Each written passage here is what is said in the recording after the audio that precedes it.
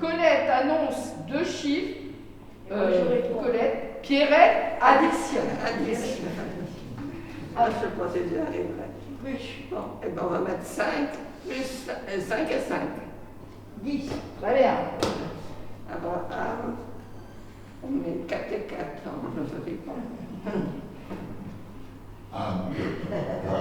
1, 2, 3, 4. Donc, je suis le docteur Canet, je suis médecin généraliste dans le quartier de Poitiers-Ouest depuis 38 ans et j'interviens à la résidence Édith Augustin depuis le début où j'ai une dizaine de patients de façon quasiment permanente à prendre en charge et pour lesquels je vais 1 à 2 fois, voire 3 fois par semaine dans cette résidence. J'ai été souvent l'initiateur de l'entrée dans les résidences de ces patients-là, parce que c'est moi qui remplis les dossiers d'admission et qui leur propose une solution quand ils ne peuvent plus rester chez eux. Et je suis donc vraiment très très attaché à son fonctionnement, parce que pour nous, ça a été une aide dans la prise en charge des malades très importante et une très belle alternative à l'EHPAD, pour plusieurs raisons. La liberté qu'ils ont de fonctionner dans cet établissement, et par rapport à une EHPAD où on est très encadré, et surtout le coût de revient mensuel qui s'adresse à des personnes qui socialement ne sont pas riches, et alors qu'une EHPAD demande des revenus minimums très importants. Mais le CCAS et la mairie disent que la résidence autonomie, c'est quelque chose qui n'est plus demandé. Les gens, s'ils veulent, c'est rester chez eux le plus longtemps et ensuite directement aller en EHPAD. Donc ils disent que c'est un modèle dépassé. C'est ça. C'est pour ça que tant de capitaux privés investissent dans les résidences autonomie à Poitiers aujourd'hui. Genre Domitis, genre celle qui va s'ouvrir en centre-ville, et genre résidence Carnot, genre aussi la résidence de l'Ermitage, qui elles sont complètes. Donc si on fait les travaux de rénovation et si on vend notre produit, on a de la demande pour ce genre de résidence, justement parce que les gens veulent fuir les EHPAD vu la réputation des EHPAD aujourd'hui. Bonjour messieurs, dames.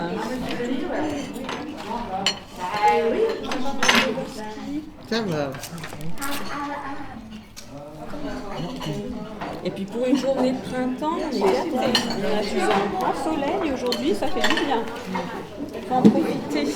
Si vous voulez sortir cet après-midi, faut en profiter pour aller se promener. Muriel, je suis aide-soignante, je travaille au CCAS depuis 16 ans maintenant. Je suis à la résidence depuis 2 ans, mais j'ai créé des liens très forts avec les résidents, avec l'équipe. Moi, j'aime mon travail, moi j'aime travailler en résidence autonomie. Il y a des liens très forts qui se sont créés avec les résidents, avec l'équipe. On est vraiment une résidence familiale, donc non, moi je ne voulais pas faire d'immersion.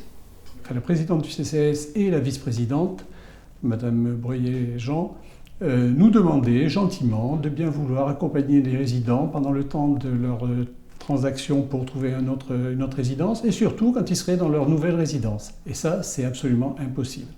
En nombre, nous ne sommes pas assez nombreux au niveau des médecins et des soignants, et ce que je peux faire 3 fois par semaine en allant à 500 mètres de chez moi, je ne pourrais pas le faire 3 fois par semaine en traversant toute la ville dans 3 ou 4 foyers de vie différents.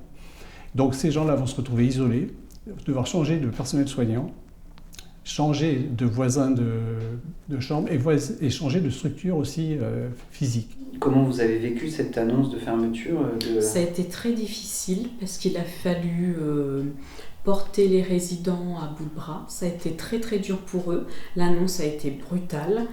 On n'a jamais eu cette situation-là en fait. Il a fallu vraiment, il y a eu beaucoup de colère, d'incompréhension, il y a eu beaucoup de pleurs. Ça a été très très douloureux pour eux. Et puis faire des goûters intergénérationnels aussi, ça serait une bonne idée. Mais quand c'est des bonnes choses, tout est bien. Ouais.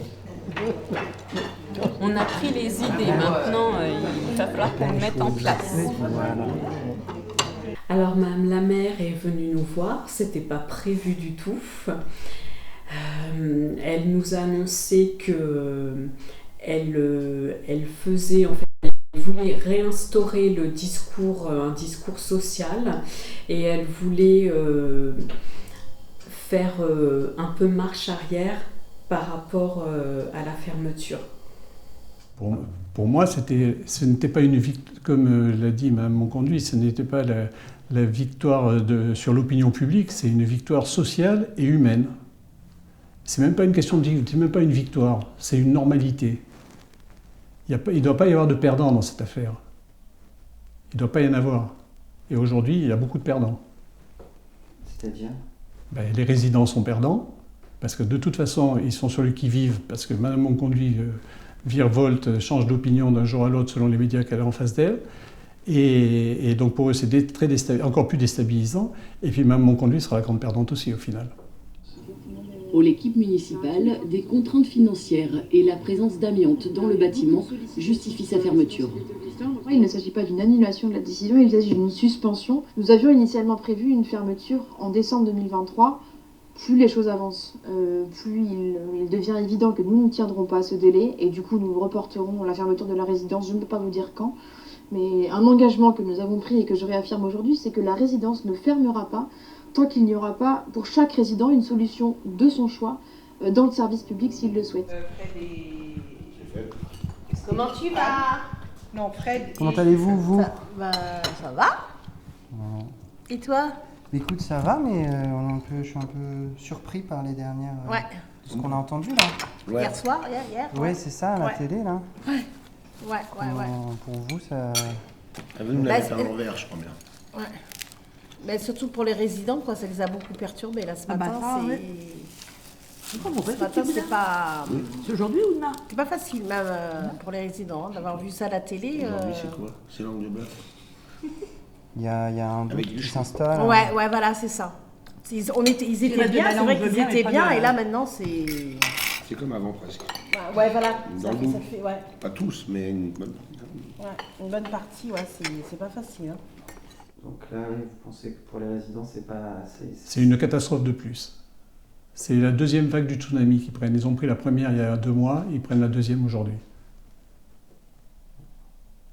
Sauf que, je vous l'ai dit tout à l'heure, ce sont des personnes vulnérables et qui ont une sensibilité à fleur de peau et pour eux, c'est une mort annoncée, quoi. Parce que le personnel, on est tous KO aussi, hein, de tout ça, quoi. Je veux dire... Disons que ça fait du loup, écoutez bien, écoutez pas bien, on ne sait plus sur quel pied danser. Ce que je voulais dire, c'est surtout que tu ne sais pas sur quel pied danser. On ne sait pas quoi faire, c'est ça. C'est ça.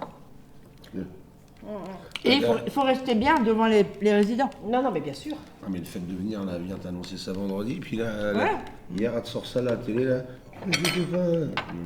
On a discuté sur les modalités qui sont mises en place pour la consultation citoyenne, et c'est des consultations à l'individuel. Donc un jour ils vont voir la coiffeuse, un jour ils vont voir le référent du quartier, et ça nous pose un petit peu problème puisqu'on ne sait pas de ce qui se dit dans ces réunions, la pression qu'il peut y avoir dans ces réunions, alors que pour d'autres réunions citoyennes, ça a été public avec toutes les personnes concernées qui étaient sur place, et où il y avait vraiment un débat. Là, c'est pas vraiment des débats, c'est des consultations dans le dos de tout le monde. Donc ça nous plaît pas du tout. Donc on a convenu de faire un communiqué, de faire un tract pour faire une assemblée générale mardi à la Blaiserie. Je pense que vu ce que Mme Monconduit a dit hier, je n'ai aucune envie de participer à une mascarade de concertation. Vous allez décliner l'invitation? Ah oui, je ne parlerai pas tant que je n'aurai pas des précisions sur ce qui a été dit, ce que était le fond de la pensée de Mme Monconduit, oui. Je ne vais pas perdre du temps avec le boulot que j'ai et l'occupation qu'on a tous sur le plan médical. On a perdu 10 médecins qui ont pris la retraite en fin d'année, qui n'ont pas été remplacés. On est surmenés de partout. Je ne vais pas perdre du temps avec des gens qui n'ont rien à faire de ce que je vais leur dire. Non, ça non. Je veux bien perdre du temps pour construire, je ne veux pas perdre du temps pour faire partie des meubles qu'on a concertés, après concertation du monde médical, on s'est mis d'accord sur la fermeture du foyer. Non, je ne participerai pas à ça.